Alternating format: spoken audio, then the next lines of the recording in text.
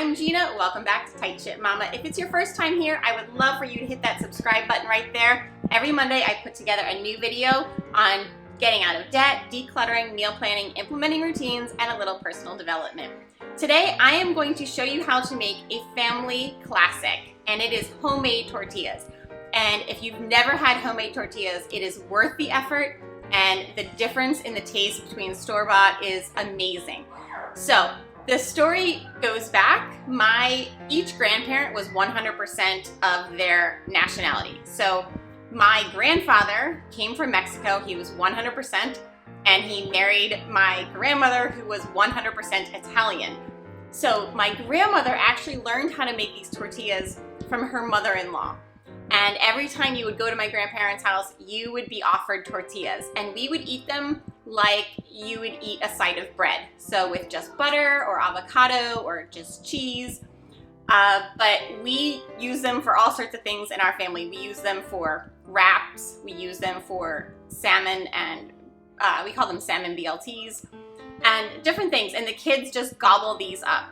It's a really simple recipe. It's a great recipe to try if you want to teach your kids how to roll out dough, because you'll get about 25 opportunities to roll out the dough. So it's a great recipe for the kids to make. It's very simple. All you're going to need is flour, salt, lard, which if you don't know where to find lard, I find it in the section in the grocery store where you would buy bacon and sausage for breakfast. It's usually in that section. Baking powder and water. And that is it. You will need some sort of cast iron skillet that is flat. So this is what I have. I think I probably picked this up at Home Goods or Marshall's, one of those things. We always had some sort of a cast iron skillet that my grandmother had. I don't know, it wasn't really a skillet, it was just something cast iron that was passed down in our family. Then you're gonna need a spatula to flip the tortillas and something to hold them in the end. I have this that was my grandmother's and she brought from Mexico on a trip, but you can just very simply use a towel, and that's, as you cook them, you're gonna just put them in here to wait for you to eat them. So it's really simple. I hope you enjoy the video, and I hope you try this recipe at home. Take care.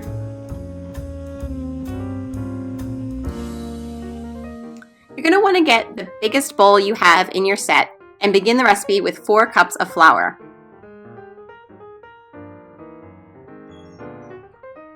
In the recipe, I have written down when I made these last with my grandmother. She told me to shake the can of baking powder, so I always do.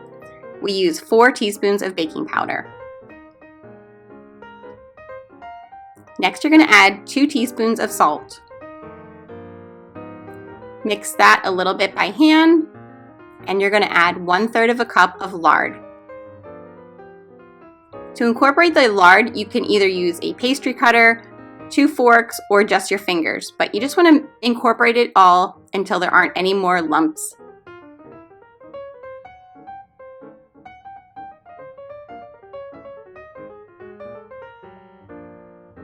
When you feel that's complete, then you add 1.5 cups of hot water. Mix it by hand, and just keep scraping the sides and turning as you go. There isn't any yeast in this recipe, so you don't need to knead the bread or the dough. You just need to incorporate all of it and let it rest a little bit at the end of this. But you'll see, I just keep mixing and turning.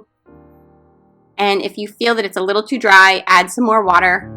But I always start off with about 1 cup of water and add it as I need to, up to 1.5 cups.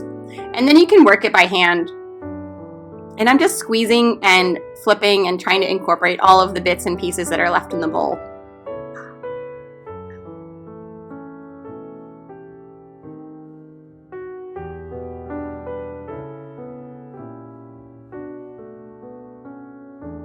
Okay, when you feel like that's all done, you just cover it for about a half an hour. You want to get your griddle nice and hot before you begin. So while that is resting, I get my griddle hot. My oven, I set it to about a medium, which is a 5, but you can adjust from there. You don't want it to be too hot. After about a half an hour, you're gonna roll out your dough into a baguette shape. I put a little flour on the countertop. This was probably too much flour, but you're just gonna keep kind of rolling and squeezing it out. And then you're gonna cut them into the individual balls of dough, which will become an individual tortilla.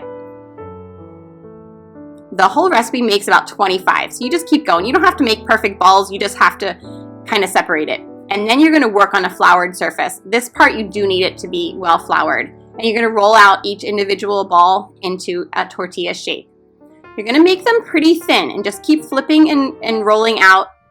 And I flip them in my hands 4 times, and I'm stretching the dough to make it a better circle and also to just stretch it out a little bit thinner. And then onto the griddle it goes. This happens very quickly, so watch your tortilla. It's about 30 seconds on the first side. It's gonna bubble up very quickly, and while it's still pliable, you flip it over and finish it for another probably 30 seconds on the other side. So it goes very fast from pliable to cracker, so make sure you're paying attention. This is not the time to be doing anything else. And if it bubbles up like that, that means you're doing a really good job. Then just put them inside a towel to rest and enjoy later on. Let me know if you like this recipe.